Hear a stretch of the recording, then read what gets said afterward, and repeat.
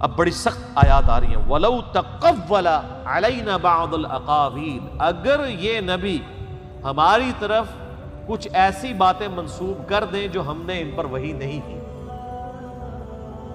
لَأَخَذْنَا مِنْهُ بِالْيَمِينِ، تو ہم ان کا دایاں ہاتھ پکڑ لیں، ثُمَّ لَقَطَعْنَا مِنْهُ الْوَتِينَ، اور ہم ان کی رگے دل کاٹ دیں۔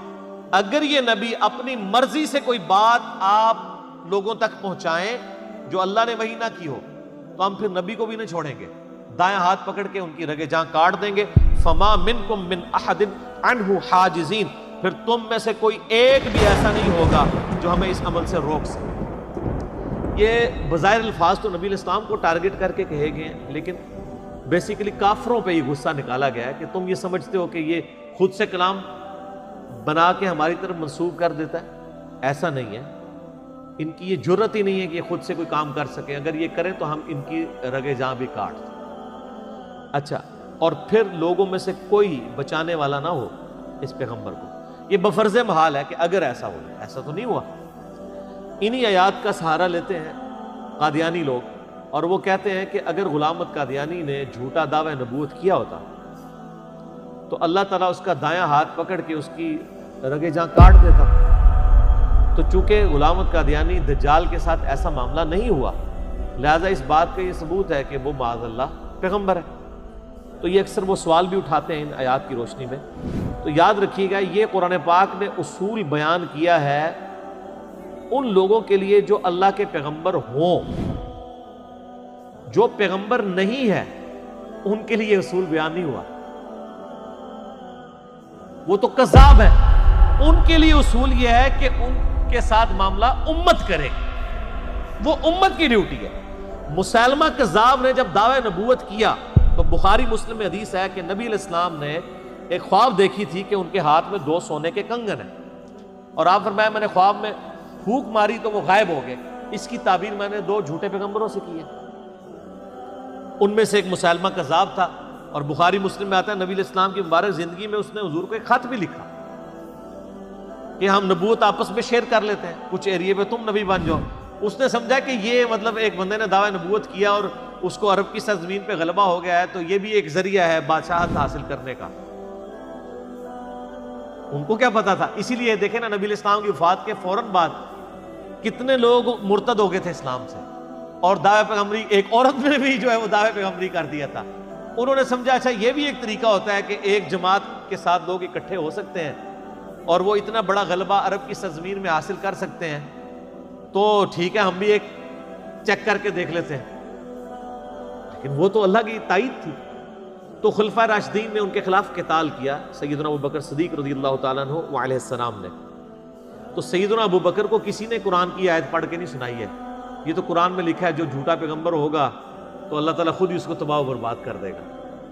ان کو پتا تھا کہ یہ جھوٹے پیغمبر کے بارے میں نہیں ہے، سچے پیغمبر کو یہ اختیار حاصل نہیں ہے کہ وہ اپنے نفس سے مغلوب ہو سکے اور یہ کام کر دے۔ جھوٹے کے لیے کیا معاملہ ہے، وہ امت کی ذمہ داری لگائی گئی ہے کہ اس کے ساتھ کس طریقے سے ٹریٹ کرنا ہے۔ ٹھیک ہو گیا جی، یہ میں کلیئر کر دوں۔ اسی لیے اس امت میں جب بھی کوئی گمراہ کن عقائد سامنے آئیں گے تو ان کے آگے بند باندھنے کا سب سے بہتر ذریعہ یہ ہوتا ہے کہ اسلامک ہسٹری سیف ہے کتابوں کی شکل میں، تاریخ کی کتابیں نہیں، حدیث کی کتابیں سند کے ساتھ جمع ہوئی ہیں، جن کے اندر یہ پتہ ہے کہ 1400 سال سے مسلمانوں کے نظریات کیا ہیں۔ آج اگر کوئی ختم نبوت کی باطل تعویل کرتا ہے تو اس کے آگے آپ تدارک کر سکتے ہیں کہ بھی یہ آیات اور یہ احادیث کوئی آج تو دریافت نہیں ہوئی ہیں، پہلے سے موجود تھی، تو امت جھوٹے پیغمبروں کے ساتھ کیا کرتی آئی ہے۔ صحیح بخاری اور مسلم دونوں میں حدیث ہے کہ قیامت اس وقت تک قائم نہیں ہوگی جب تک کہ 30 جھوٹے دجال پیدا نہ ہو جائیں جو دعوے نبوت کریں، اور یہی حدیث ابو داؤد ترمذی میں ان الفاظ کے ساتھ ہے کہ قیامت اس وقت تک قائم نہیں ہوگی جب تک کہ 30 جھوٹے پیغمبر نہ پیدا ہو جائیں، ان میں سے ہر ایک یہ دعویٰ کرے گا کہ وہ اللہ کا پیغمبر ہے۔ اور پھر نبی علیہ السلام نے فرمایا انا خاتم النبیین لا نبی بعدی، میں خاتم النبیین ہوں، میرے بعد کوئی نبی نہیں ہے۔ تو یہ حدیثیں تو شروع سے چل رہی تھی، امت کا اجماعی عقیدہ چل رہا تھا۔ ان احادیث کی صحت کا انکار کرنا یا ان احادیث کی باطل تعویلات کرنا اور ایک پوری کے پوری ڈھکوسلے پہ مبنی ایک جھوٹی نبوت کو کھڑا کر کے امت کو اس نبوت کا پابند کر دینا، تو یہ خود گمراہی کے لیے کافی ہے۔ قادیانیوں کے حوالے سے یعنی میرے دو یوٹیوب پہ کلپ ہیں. ایک ہے قادیانیوں کو دعوت اصلاح، وہ دیکھنے والا کلپ ہے. اور آپ کو پتہ ہے آج کل قادیانیوں میں بھی کھلبلی مچ گئی ہوئی ہے. آج تک ان کو ہاتھ نہیں پڑا تھا علمی، آج تک تو بس صرف کہ نعرے اور درنے ہی ان کو پڑے تھے. اس سے ان کو فرق نہیں پڑا، وہ زیادہ ہی مضبوط ہوئے. اصل میں مسئلہ تھا علمی ہاتھ ڈالنے. اللہ کے فضل سے جس طرح بریلوی، دیوبندی، اہل حدیث، شیعہ کی عوام الناس اپنے اپنے مولویوں کے گھاٹے فٹ ہو گئی ہے نا ہماری ویڈیوز کی وجہ سے، قادیانیوں کی پبلک بھی اپنے مولویوں کے گھاٹے فٹ ہوئی ہوئی ہے. وہ ذرا ڈرتے ہیں، کلپ نہیں بناتے، ادھر فون ان کے آتے رہتے ہیں، مناظرہ کرا لیں، یہ کرا لیں. آج تک تو تم لوگ مرے ہوئے تھے، اب کیا ہو گیا؟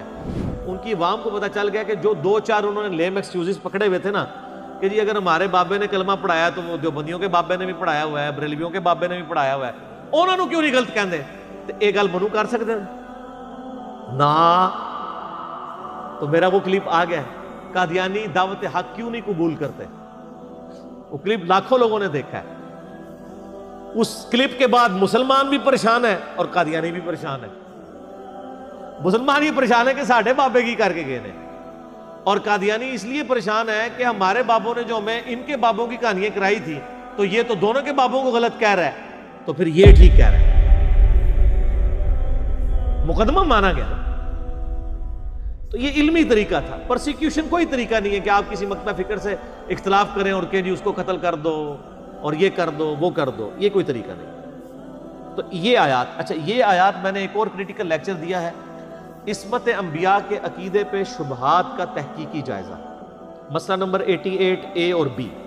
اس میں نے قرآن پاک سے یہ ثابت کیا تھا کہ عصمت انبیاء کا عقیدہ یہ ہے کہ انبیاء خود سے محفوظ یا معصوم نہیں ہوتے، بلکہ اللہ تعالیٰ ان کی حفاظت کرتا ہے گناہوں کے اگینسٹ. اور اگر اللہ حفاظت نہ کرے ان کا سٹیٹس بھی عام انسانوں والا ہے. سورہ یوسف میں آیا کہ اس عورت نے قصد کیا یوسف کا، اور یوسف بھی قصد کر لیتا اگر اپنے رب کی برہان نہ دیکھتا.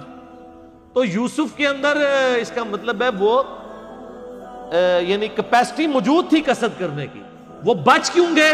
اللہ نے بچا. تو یہ ہے عصمت انبیاء کا عقیدہ. اس میں نے یہ یاد کور کی وَإِنَّهُ لَتَذْكِرَةٌ لِّلْمُتَّقِينَ، اور یہ قرآن تو نہیں نصیحت مگر ان کے لیے جو ڈر جائے. متقی سے مراد یہ داڑھی پگڑی نہ سمجھیے گا، جو اس کو یہ ڈر لگ جائے کہ مجھے میری مرضی کے بغیر کسی نے پیدا کیا اور مجھے وہ زندہ کر کے پوچھے گا، تو اس کے لیے نصیحت ہے قرآن میں. اور جس نے اس چیز کو، اس کریشن کو سیریس نہیں لیا کہ مجھے میری مرضی کے بغیر کس نے آن دا فیس آف ارتھ پٹ کر دیا اس میریکل پلانٹ پہ، تو اس کے لیے قرآن میں اور نبی علیہ السلام کی باتوں میں کوئی نصیحت نہیں. وَإِنَّا لَنَعْلَمُ أَنَّ مِنْكُمْ مُكَذِّبِينَ، اور اے نبی ہمیں خوب معلوم ہے کہ تم میں سے بعض، یعنی نبی علیہ السلام کو تسلی دی جا رہی ہے کہ ان لوگوں میں سے آپ علیہ السلام کو لوگ جھٹلاتے ہیں. وَإِنَّهُ لَحَسْرَةٌ عَلَى الْكَافِرِينَ، تو یہ جو کچھ ہمارے پیغمبر کے ساتھ کر رہے ہیں، ٹھٹا اور مذاق کر رہے ہیں کہ عذاب کیوں نہیں آ رہا، عذاب تو آنا ہے جب اللہ تعالیٰ نے طے کیا ہے. یہی مذاق جو ہے نا ہمارے پیغمبر کے ساتھ، یہ باعث حسرت بن جائے گا ان کے لیے. وَإِنَّهُ لَحَقُّ الْيَقِينِ، اور بے شک یہ حق، یعنی قرآن کی تعلیمات کے مرنے کے بعد زندہ کیا جائے گا اور تمہیں اعمال کا جواب دہ ہونا پڑے گا. فَسَبِّحْ بِاسْمِ رَبِّكَ الْعَظِيمِ، تو اے نبی آپ اپنے رب کا نام لے کر اس کے رب، اپنے رب کی عظمت بیان کرتے رہے.